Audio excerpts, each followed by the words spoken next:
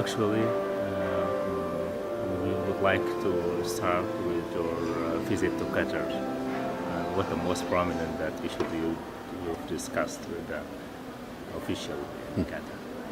Well, I've had the opportunity to meet particularly with the Prime Minister and with the Foreign Minister, but with many other officials and NGOs and so many of the people in Qatar who are engaged with delivering humanitarian action to the people who need it most, particularly in the region, which is now beset by very serious challenges, including conflict, which is the main driver of humanitarian needs both across the world but clearly also within the region. So it's been an opportunity to understand and to build upon the very strong partnership that there is between Qatar and the Qatari people and the wish and delivery of humanitarian aid to the people who need it most. Also, you are contribute to an inauguration of the conflict center studies in Doha. To what extent this kind of center will help that to contribute or provide that help or study in conflict zone? Well, I'm extremely enthusiastic and felt very honoured to be asked to give the inaugural lecture, given the establishment of the Conflict and Humanitarian Studies Centre here in Doha. And I think it's very clear that that's now both timely and relevant, given the enormous connection there is between conflict and humanitarian needs. And we need to be very clear that if we can address humanitarian needs when they arise, we are contributing to peace and security, because you're helping the very people who need to be given the confidence that the world community has not forgotten them, is able to stand by them when they have their greatest troubles and their greatest fears, either because they can't get their next meal, they can't be sure how to get treated for illness, or if they feel that they can't be protected when bombs and other armaments are dropping. So there is a very clear need for that academic, intellectual underpinning, connecting with the values of all of us as world citizens, wanting to be able to give of our best in times of terrible need for others. And I think it's going to be an extremely important contributor, and it happens to sit very well with both Qatar's and the broader aims and commitments that came out of the world's first ever World Humanitarian Summit, which was held in May earlier this year. And how much is the donors from the region to the UN in this year? Well, I don't split it out like that. What I do is explain that each year we have, in terms of the United Nations being able to make a good, reliable estimate of the amount of humanitarian need there is across the world, the current need for 2016 is about 135 million people need the services of humanitarians through UN appeals. And there will be others who are also in some form of humanitarian need, who are receiving it either through individuals or communities or locally. But when you add it all up together, we need about $21 billion this year This is the need of the humanitarian needs to come through the United Nations humanitarian response plans. We have very clear plans to meet the needs, and this would save the lives of around 90 million people, because it's that severe, the number of people who have need. And what is the raise for this need?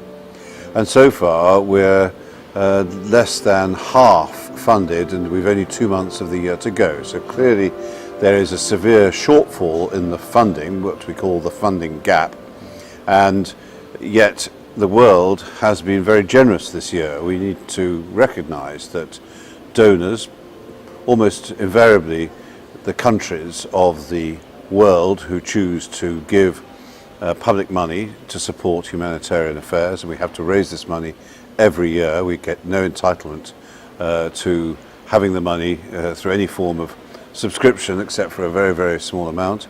And so I think that it's very important to recognize that all these are genuine estimates. It's why we genuinely have to be out there seeking the funds. But these days it's a very important point to make, that it isn't just about raising funds, it's about building partnerships where we can all recognize that the humanitarian needs across the world, they're so huge, they're bigger than any one of us can manage. That's why we need to come together for a good joint approach of collective response to really help people not just survive, but to also be able to thrive going forward. And that's why we are speaking to everybody of goodwill who wish to be able to contribute to humanitarian support. And I'm very pleased that Qatar not only has a very strong track record, it has very well established charities who are both receivers and donors, and the government of Qatar has long been a very strong supporter of humanitarian action and very focused on this region. So that's another reason why I'm here, to intensify and to celebrate that partnership of humanitarian action. Talking about the region, how is the situation in Mosul in Iraq? We know that yesterday in the news the number of people who fled from the city is about 20 or 22,000. What's your plan? That's about right. It's increasingly the number of people who are fleeing is rising at around 1,000 a day at the moment. Now this may well rise to a considerably higher number. We think there are between 1 million and 1.5 million people who are at risk in Mosul as the military action to recover Mosul from ISIL goes forward. Then as the forces have reached the outer city limits and are making progress in recovering the town, they've gone through the outer villages. So those who can try to flee through the front lines, and you'll have seen many pictures of those either in cars or on foot raising white flags and trying to get through to the safety behind the advancing military line. Can you access to these people who really deeply need help? Well, unusually, we've had some indication this is going to be happening for some time. So yes, we have been able to prepare. And not only are there about 60,000 shelters already pre-positioned and built in strategic places around Mosul. We can never be 100% sure, of course, in which direction people will flee. It will depend upon the inevitable chaos of the consequences of the military action. But at the same time, we have about 250 places on emergency sites being prepared and accelerated, so that will be ready to receive those who flee, should they choose to flee. And you've got to remember that it's very important and very humanitarian that the movement of people is voluntary. So clearly a lot of people who felt very oppressed under ISIL do wish to move. They wish to get to a place of safety. They wish to release themselves from the shackles of fear and oppression which they've been living under. And as humanitarians, we must do everything we can to make sure that as they escape, so they have the basic staples of life, be that food, water, the access to medical care and treatments, making sure that they have the protection that you and I would expect as a matter of course, and making sure that we have a continuing appeal to the world community to get behind the very brave and very skilled people, both within the UN and its UN agencies and the international and local NGOs who are very rapidly putting together the necessary places of safety and being able to help them move on, including within host communities and not just established camps. Talking about local NGOs, how do you see that Qatari charity organization contribute in the conflict and in Syria and Iraq and Yemen and in other parts of the world?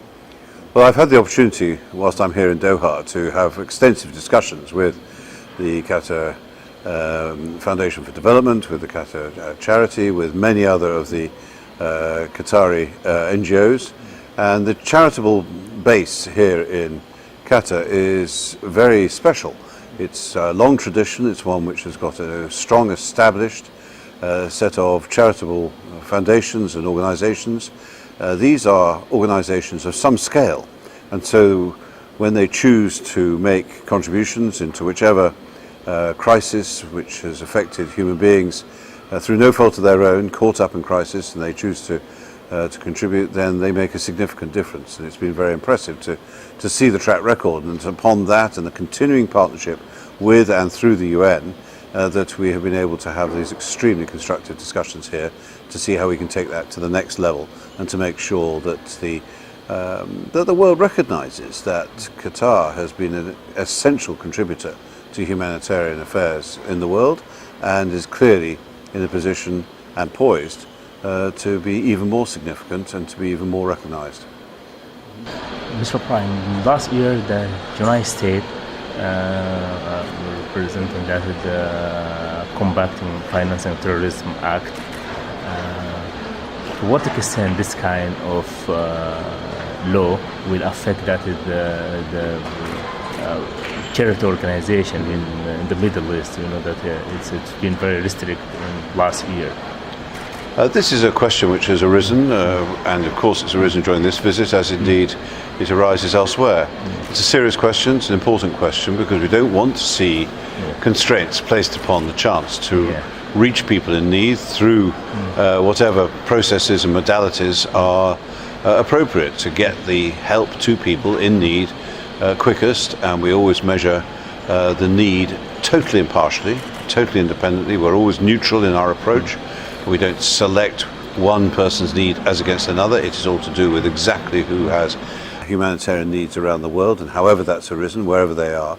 And so these laws which have been passed, which are of course rigorous, because they're also trying to deal with another common menace which has a big effect upon humankind around the world and to many nations, and that is to try and to thwart terrorism by having counter-terrorism measures, and to try and get rid of corruption, which hollows out the opportunity that generous donations can make to make an appreciable difference to people in need, rather than reach the people in the wrong places. And so we're looking very carefully at the way that these two very important dynamics interact and how they interface. This is not straightforward. It's very difficult work. It's work in progress. But I'm very, very conscious of these are legitimate questions to raise, but I don't have a complete answer at this stage, nor does anybody, as we are working our way through how we can get the interface between charitable action and yet the protection of all of us as civilians against terrorism to work well together.